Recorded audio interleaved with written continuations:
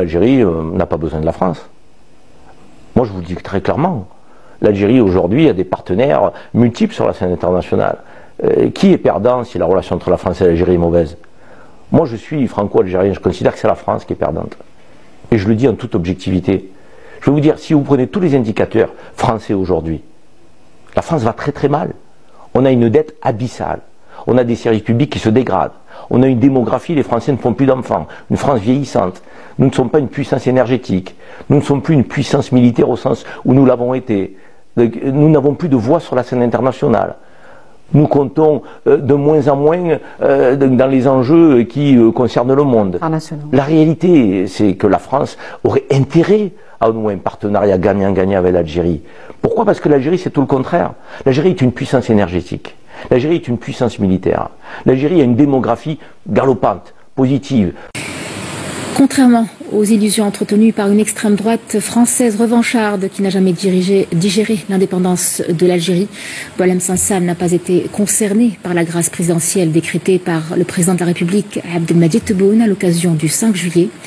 Boualem Sansal reste en réalité prisonnier de ses propres fantasmes, bien plus anciens que son procès, et surtout il constitue l'alibi idéal pour lancer, comme il fallait s'y attendre, une nouvelle campagne de haine et de désinformation contre l'Algérie. Derrière cette offensive, on retrouve la meute médiatique. Bonjour et bienvenue dans notre exploration aujourd'hui.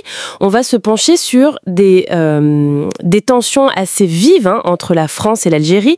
Certains parlent même de séisme diplomatique dans les sources qu'on a consultées. Oui, bonjour.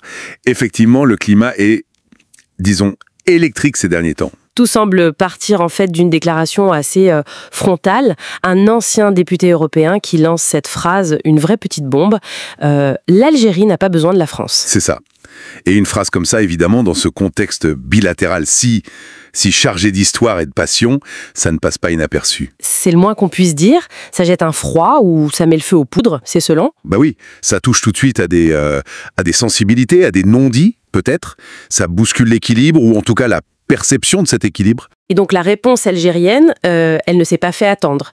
Et elle est aussi très très forte. C'est l'agence de presse officielle, l'APS, qui réplique. Oui, avec une vigueur assez remarquable. Ils prennent l'exemple de l'affaire Boualem Sansal, l'écrivain, vous savez, dont les positions sont souvent débattues. Et l'APS qualifie ça d'affaire algéro-algérienne. Point. Voilà. Et cette formulation algéro-algérienne, elle est très parlante.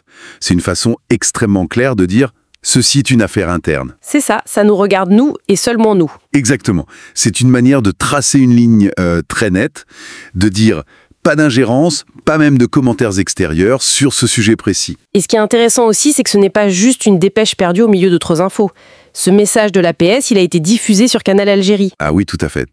Et ça, ce n'est pas anodin, le choix du média, la télévision d'État. Ça donne un poids supplémentaire. Bien sûr. Ça montre que c'est une position officielle, assumée, au plus haut niveau, et qu'on veut qu'elle soit entendue largement, à l'intérieur comme à l'extérieur du pays. C'est une affirmation de souveraineté, en fait, très publique. Alors justement, si on prend ces deux moments, la déclaration choc d'un côté et cette réponse très ferme de l'autre, on a l'impression que la question de la souveraineté, elle est projetée sur le devant de la scène de façon très explicite. Oui, tout à fait. C'est presque comme si la souveraineté, qui est d'habitude un principe de droit, une affaire de diplomate, elle devenait là un enjeu de communication directe, presque performative. On affirme sa souveraineté par des déclarations fortes destinées à marquer les esprits. C'est un peu une nouvelle manière de négocier sa place, peut-être, par des déclarations choc, comme le suggéraient nos sources. On peut le voir comme ça, oui.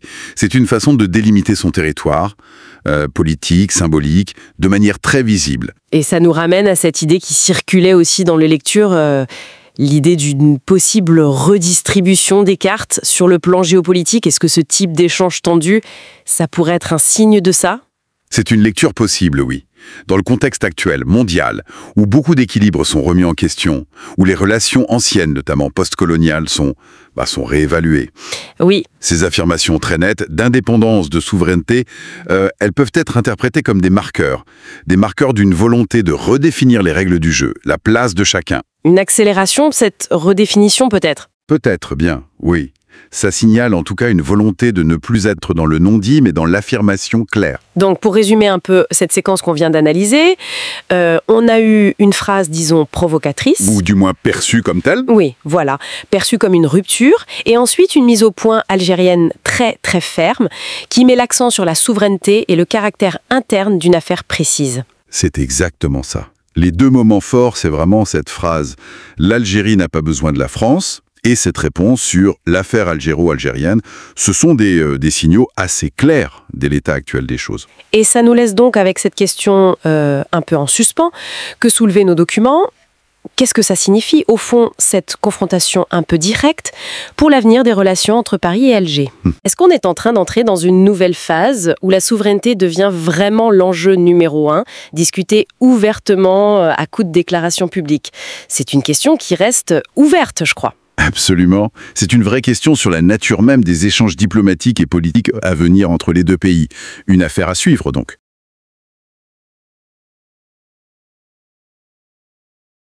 Alors aujourd'hui, on se penche sur un sujet complexe, la relation France-Algérie. On voit bien avec les tensions récentes que c'est loin d'être simple. Certains parlent même carrément d'un bras de fer diplomatique. Oui, c'est une dynamique très particulière.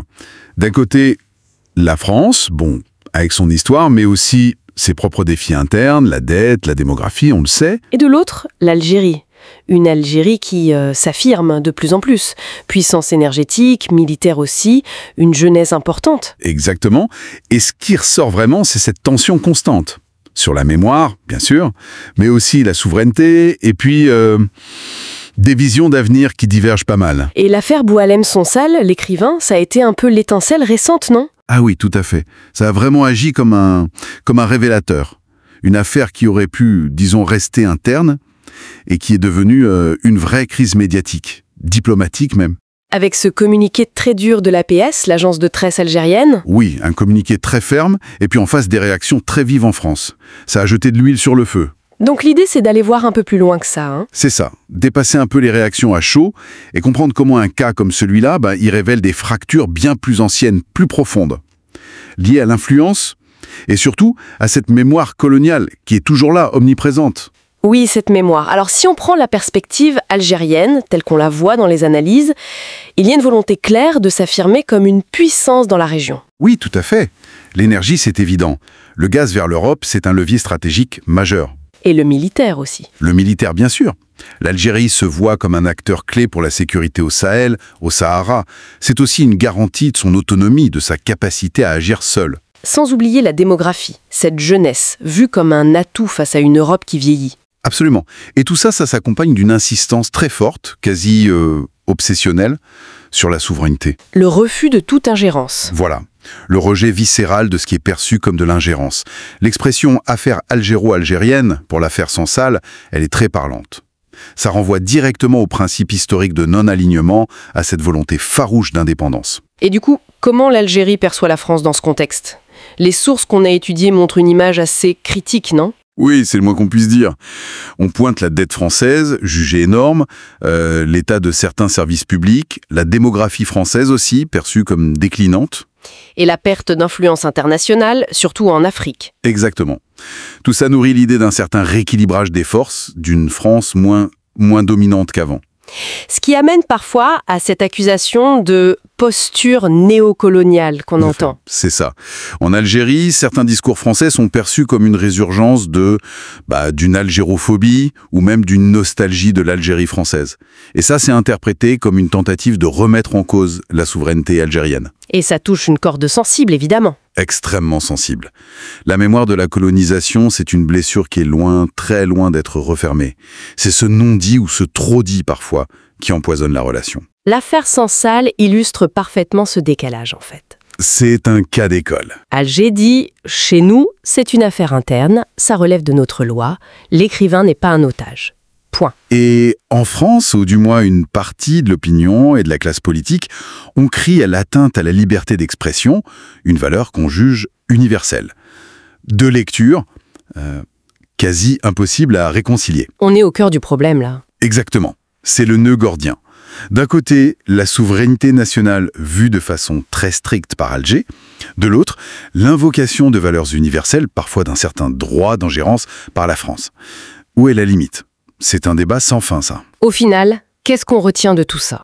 Je dirais que ce qu'il faut vraiment retenir, c'est que la mémoire, surtout la mémoire coloniale, ce n'est pas juste de l'histoire ancienne.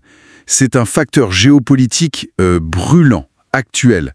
Ça influence directement les décisions, les perceptions, aujourd'hui. Et toute tentative de changer la relation sans prendre ça en compte est vouée à l'échec, ou du moins à raviver les tensions. Le problème, ce n'est pas seulement que la mémoire compte, mais comment elle est utilisée, parfois instrumentalisée, des deux côtés. Alors, comment sortir de ça? Quelle perspective? Idéalement, il faudrait réussir à dépasser l'émotionnel, aussi difficile que ce soit. Se concentrer sur les intérêts concrets, partagés. Et surtout, un respect mutuel absolu de la souveraineté de l'autre. Pour la France, ça voudrait dire quoi? Peut-être passer d'une posture parfois perçue comme de l'ingérence, même involontaire, à un vrai partenariat équitable. Et pour l'Algérie? Pour l'Algérie, peut-être éviter que la mémoire, aussi légitime soit-elle, ne devienne un blocage systématique qui empêche d'avancer sur des dossiers pragmatiques. La grande question reste donc posée. Est-ce que ces deux pays, liés par tant d'histoires, parviendront un jour à dépasser ce passé douloureux pour construire autre chose, une confiance? Ou est-ce que les fantômes du passé continueront sans cesse de hanter leurs relations? C'est la question qui reste ouverte.